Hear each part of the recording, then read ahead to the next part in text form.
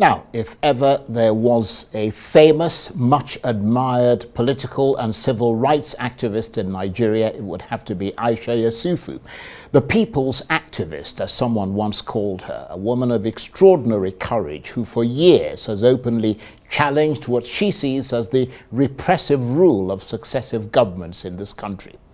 But the ability of her activism to withstand official pressure has been sorely tested by her many run-ins with the security services and the political establishment.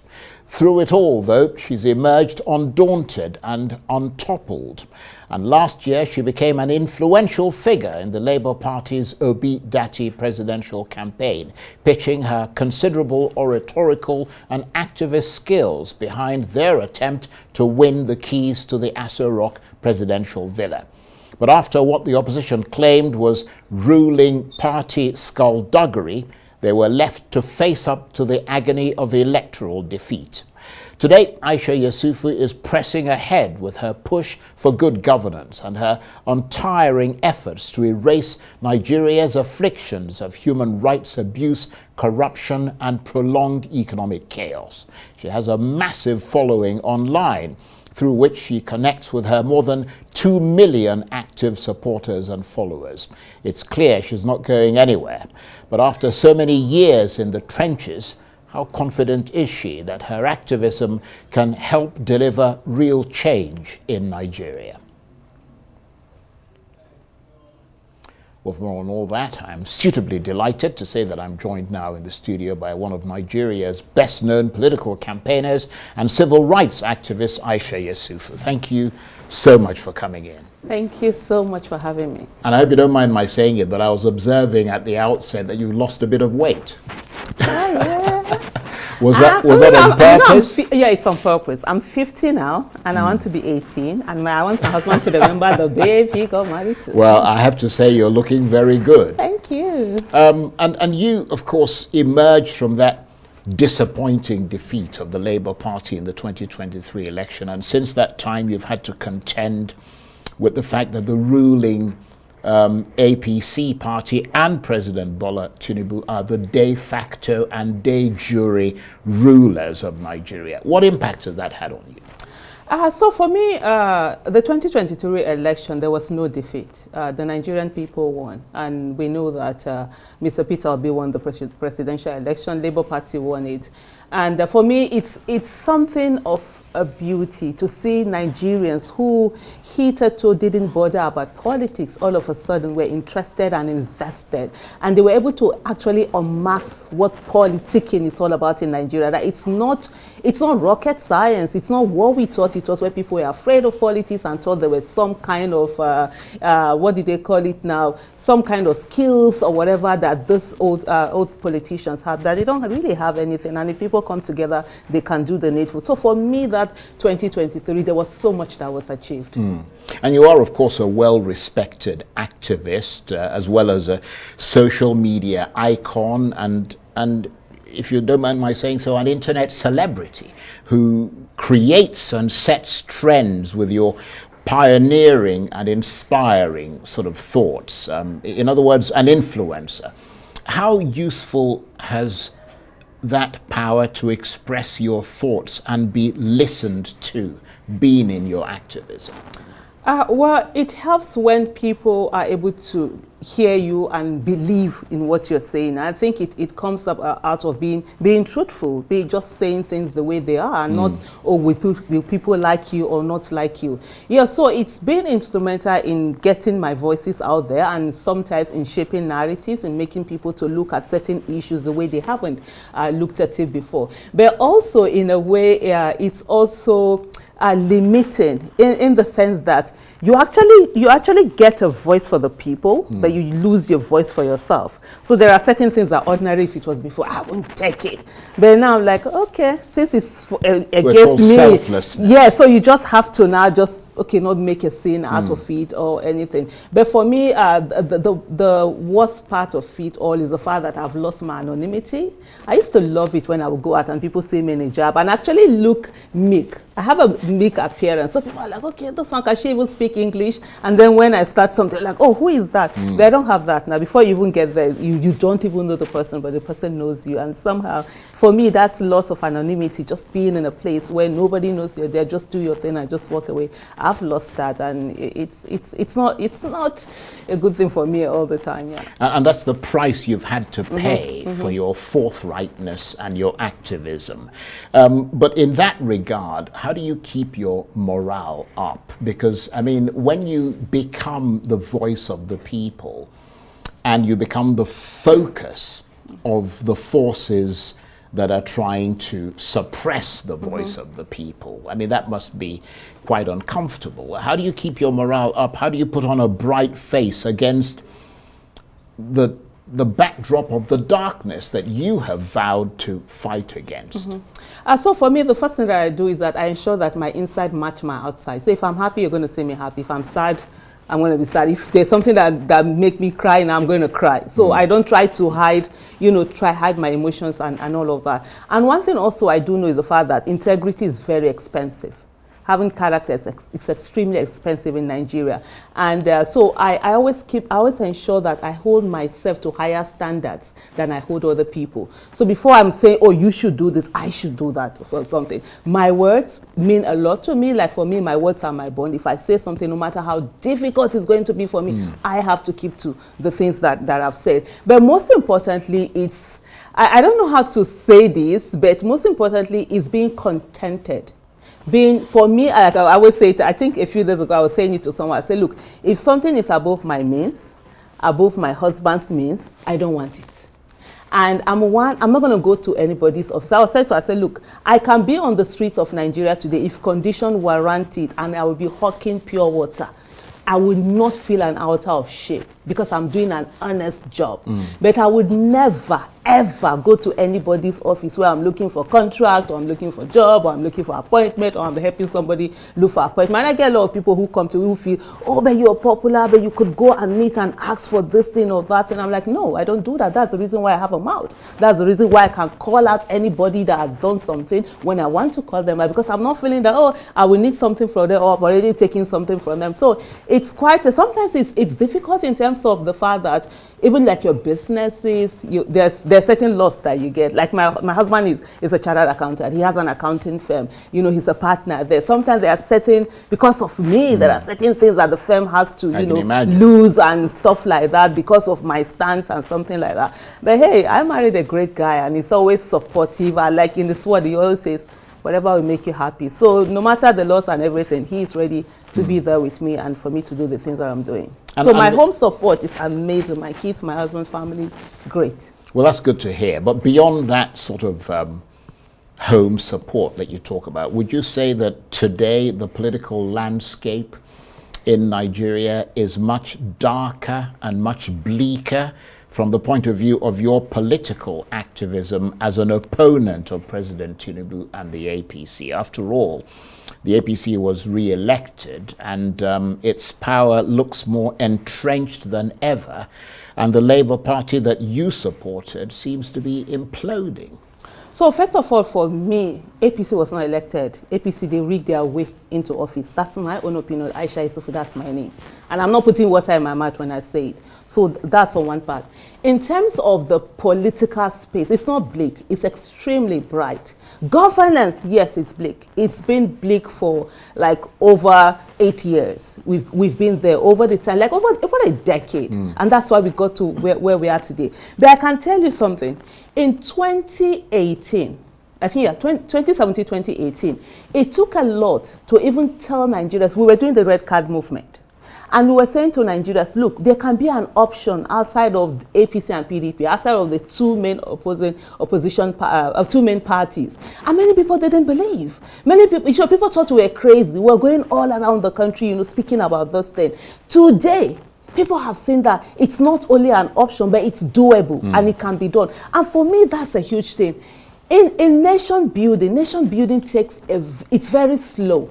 So it's not something that, oh, you expect that, yes, you do this and then you get in there and that's it. No, it's very slow. I mean, there are a lot of setbacks. So as far as one must do, and this is something that I constantly do, is that you must continuously look at the little wins and take them. If I look at where we used to be, where young people didn't bother about politics, where a lot of citizens weren't bothered, people didn't even understand the relationship between governance and their lives. And I look at it, I'm like, politically, yes, we've gone a long way. But in terms of governance, of course, it's bleak because it has been there for over a decade. Even when we're on the streets, those are part of the things. Governance had gone, haywire. And today where we are, there's no government in Nigeria. That's one thing. There's no government.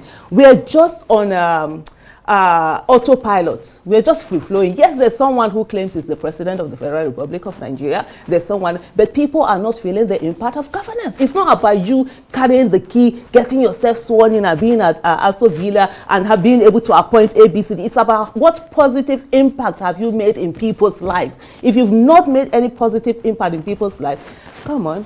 You can, how do they put it? It could be like paracetamol, but no fit be paracetamol. I forgot the other name, Shabe. I no one do advert for somebody.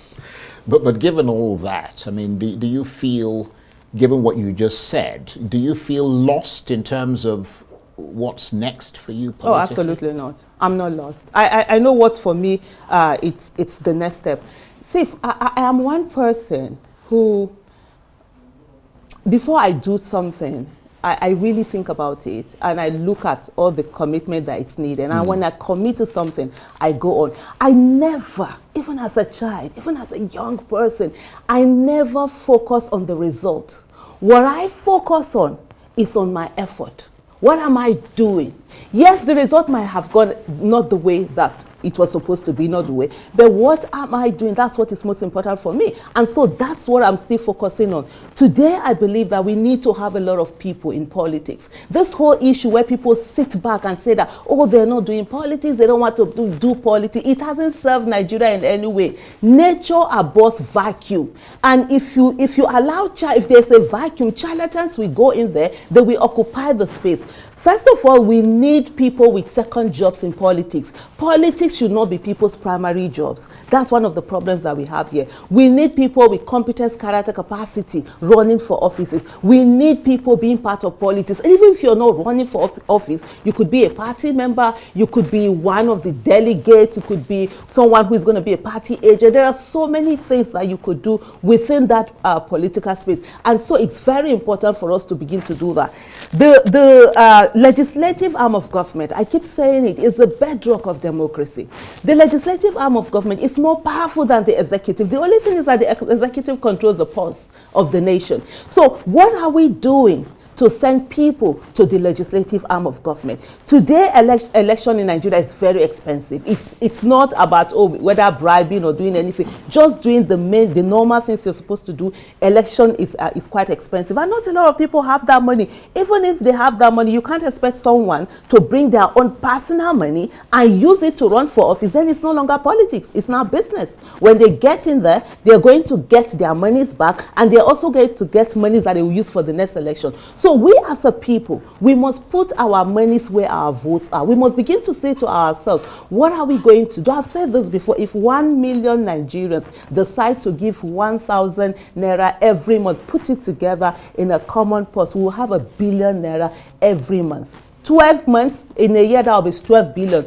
In 4 years, that will be 48 billion. 48 billion can help in putting the monies needed for election to be able to send a substantial amount of people to the National Assembly and the state houses of assembly. These are the people that will make the laws. They make laws, they have oversight function, they ratify treaties. Even when there's appointment, they confirm appointments so that they will make laws that are pro-people, not laws that are just, for regime protection.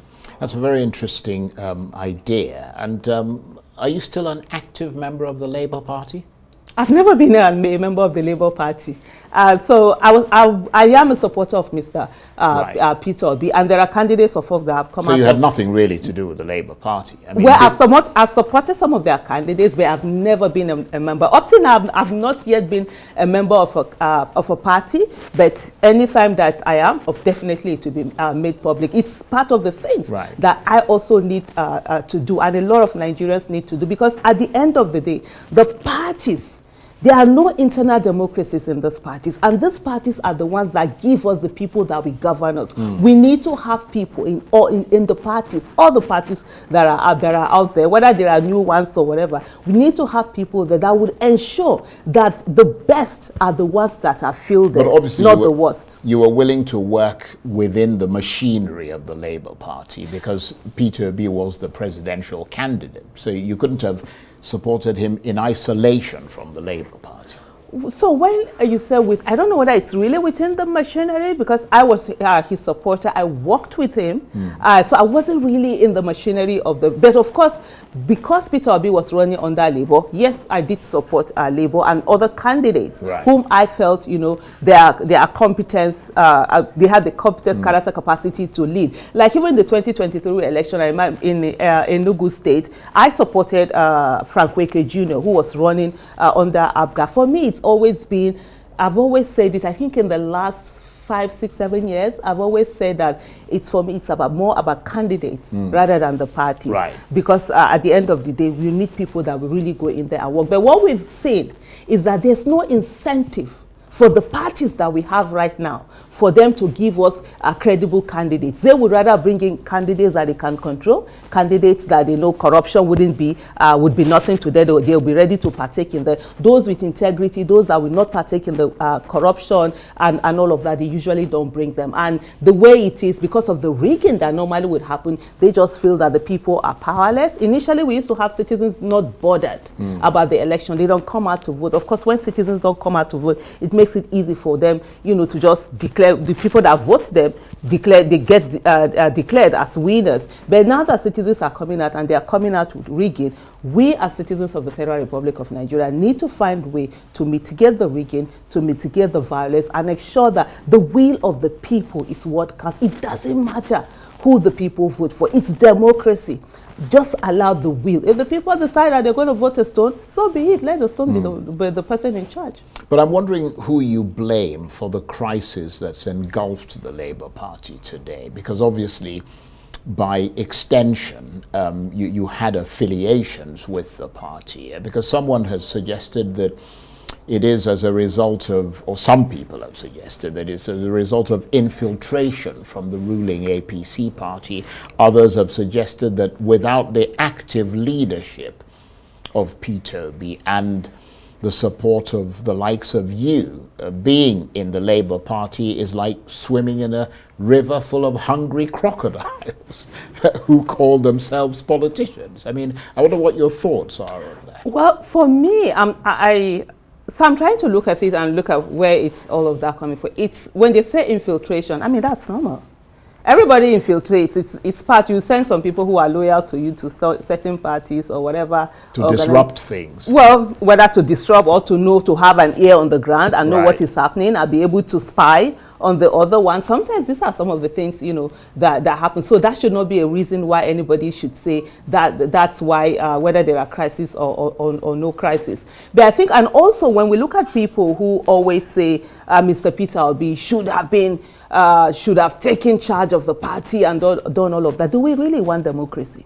If we want democracy, democracy has to start from parties, internal party democracy. What we are used to in Nigeria is the fact that there's one person who controls the machinery of the party, so hijacks the party, owns it, puts all the money out there, makes all the decisions, and that was what people are also expecting of Mr. Peter Obi. I was also on his case, and I was like, repeatedly, I kept saying, no, you need to. Then, it dawned on me, and when we kept having our conversation, I'm like, okay, we are doing the same thing where we want a dictator to be in charge of the party and hold the party and make them by force be online rather than allowing democracy to happen. The thing is that Mr. Peter Obi is a member, he's a card-carrying member of Labour Party. He's not a member of the NWC, he's not a party official, so he's really just one person amongst other people there. So expecting that, oh, he is the one, expecting him to come and do that is the same kind of politics. Then by the time he gets there, just like we've seen in other places where one person will be the one to buy form for everybody, campaign, put whoever it is that he wants there and say, oh, people should vote for that person. I mean, that's not what we are looking for. So hopefully this is like a storming situation for Labour Party. Labour Party should understand that they were nowhere before Peter Obi came to the party and before Nigerians decided to support the party and Mr. Peter Obi. If they begin to feel like they want to chill with the big boys, you understand, they want to bam bam, in no time they will start running kitty kitty, they will start running kata kata. So it's better for them to understand that, you know, citizens want democracy. No, they just don't want to be affiliated to parties and just continue business as usual. They want to see a difference, and it is time for them also to begin to give that difference in terms of right from leadership, in terms of internal democracy, in terms of opening up and getting people. I mean, by now, the Labour Party should have at least nothing less than 15 million members. What's happening? They could have built on the built on it. Not instead of them election. Thinking, they shouldn't think small. They should think big. They shouldn't think, oh, what is it? Something like territory protection and all of that. That's not what it is about. It's about the bigger picture. It's about what is best for Nigeria. It's about who are the best hands that will do the work that needs to be done. Right, but beyond the Labour Party in particular, do you think that opposition politicians in general are right now failing the people of Nigeria who face so many economic and social problems? Oh, they've been failing since 1900. There hasn't been any opposition in Nigeria since 2015. And even up to now, there's no opposition. Yeah, but Peter Obi is part of that opposition. Yes, no, the party isn't doing anything. The party that he is part, Mr. Peter Obi is part of, he's really not playing opposition. It's just there. I don't know what they're doing. But Mr. Peter Obi himself, right, and he is playing the opposition. So he's literally almost as if he's that lone voice who is, you know, playing that opposition within the political space. But the party that he belongs to, no, they haven't played opposition at all. They failed Nigerians, absolutely. And, you know, it was the fact that opposition had failed Nigeria. That was why Nigerians were looking for an alternative. And they went on with Labour Party, and we expect Nigerians expecting that Labour Party has failed them as well. No, they have failed. There's no two ways about it. We can't see red and call it black. They have failed. They haven't done what that was expected of them. There is more that they can do, because right now, with the suffering that is happening, with the fact that insecurity, people are being killed left, right, and center. Nothing, not a word, nothing. People are suffering. People can't feed themselves. You know. Is it yesterday there was a report? Amnesty International has a report of a young man. I can't remember which of the states, whether it's Borno or something, who stole some noodle, and then police, you know, he was arrested. Police beat him to death, and you know, he died in the hospital and all of that. People are hungry. People are going through so much. Where is the opposition? They're supposed to be the voices of the people. One of the things I always say to people is that, because I see a lot of people like, oh, Aisha, you used to do advocacy. Why are you doing politics? I say advocacy, activism, and politics are the same thing.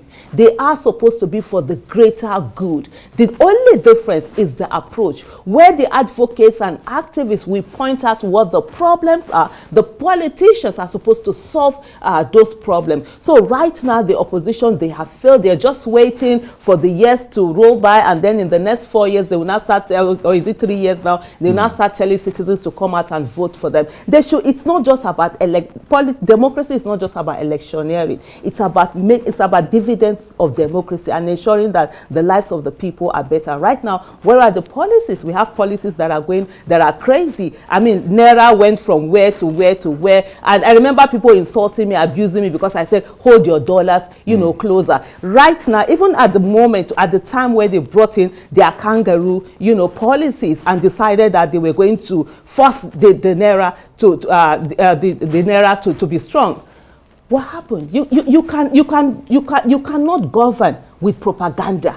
That is not it. And some of the questions that I asked, and I asked people, I say, look, okay, fine, the naira, it was almost 2,000, naira to $1. It's coming down now. What is it that was done? Is it that Nigeria have stopped importing crude petroleum products? Is it that we are now exporting more crude oil? Is it that we are now manufacturing more things and selling? Is it that our politicians are no longer going outside to go and buy vehicles and all of that? I can't remember. There's a particular, I think it's customs, that it was reported that they're going to use how many billions to go and buy vehicles, Toyota vehicles. Well, let me just Meanwhile, ask you. we're here. Let me ask you to hold that thought, because we're going to come back to you in a minute. You're watching Arise Prime Time.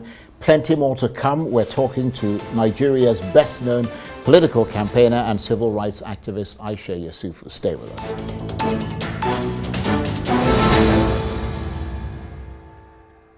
Welcome back to Arise Prime Time, where we offer perspectives on the news and talking points of the day. I'm Charles Aniegolu. She's arguably Nigeria's best-known, most high-profile female civil rights activist who transitioned between taking to the streets as an advocate for the Bring Back Our Girls campaign and against villainous government policies she disagrees with, to being an active political campaigner during the 2023 presidential election in this country, an election she believes was manipulated by the government machinery that oversaw the ballot. But undaunted by the way Nigeria's version of realpolitik crushed that moment of political idealism, Aisha Yesufu has remained steadfast in her attempts to prevent the worst of state-sponsored crimes. And Aisha is still with me in the studio. Thank you very much indeed for staying with us. And just continuing along the trajectory that we were on before we took a break, do you see there's a lot of talk about mega mergers and political parties coming together. Do you see the opposition parties working together to create a new political movement that can take on the APC in 2027? Well, honestly, to be, in my candid opinion, I really don't know. I really don't know. It could go either way. They could decide that they're going to work together. But for me, the thing is that it's not really just about having a merger. So I was one person who in 2015 knew the government, the then government had failed and there needed to be a change.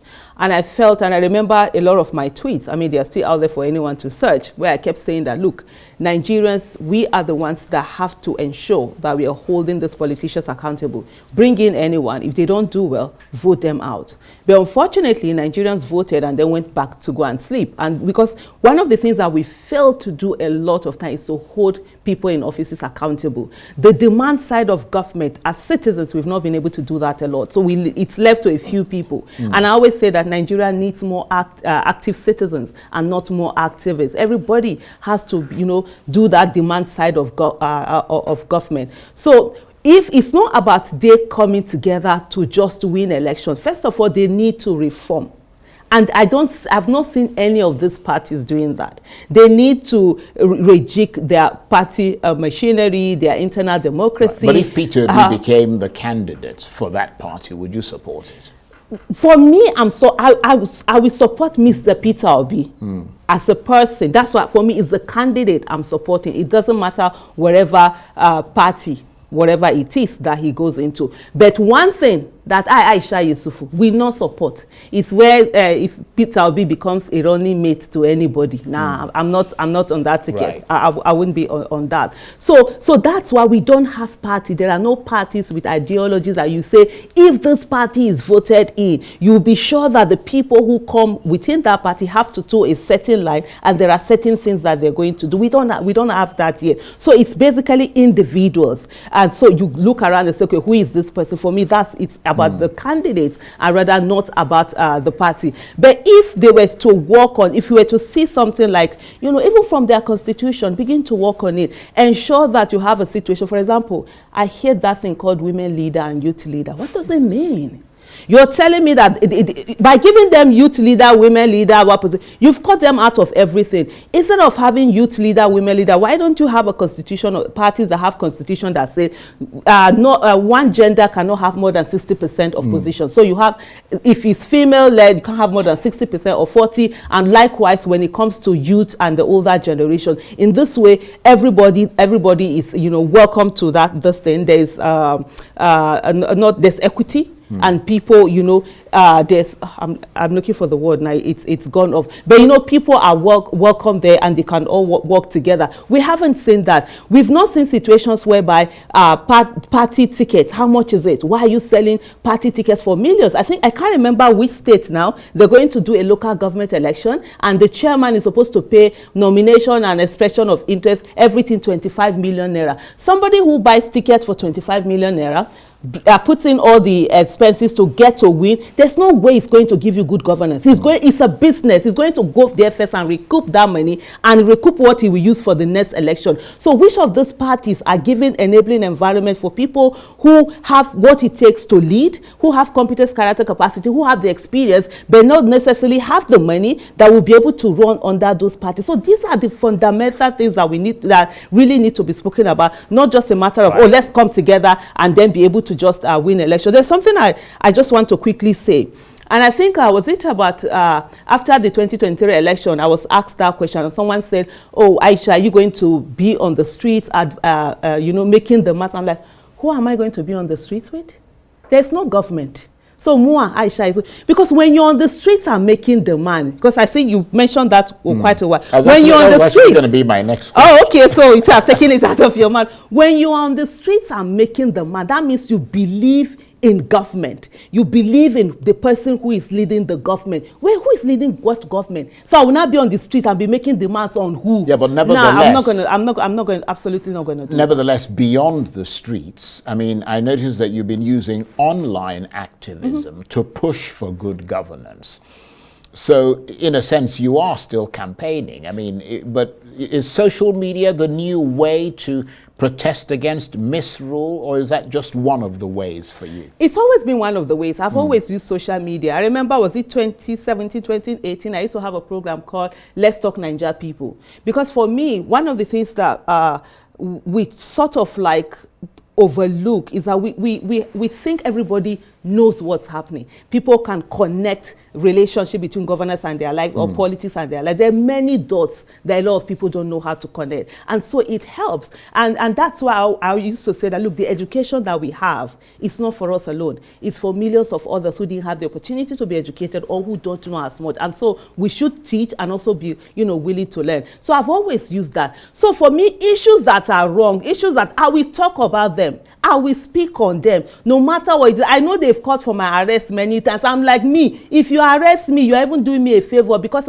my heart will not be beating when I'm sleeping in my house. Because even right here in Abuja, they come into houses and kidnap people. So I will have a lot of this thing, you know, guarding me. People that have been arrested in prison are actually safer than those of us that are outside. Right. So, but the main thing for me is that making direct demand on someone who rigged this way into office.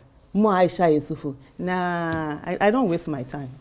Well, on that note, first of all, let me just say I hope you don't get arrested, because I think there'll be a lot of very angry people if that happens. But I want to thank you very much indeed for taking the time to come in to talk to us. Aisha Yesufu is one of Nigeria's best-known political campaigners and civil rights activists. Thank you very much. Thank you so much for having me, Charles. Always a pleasure.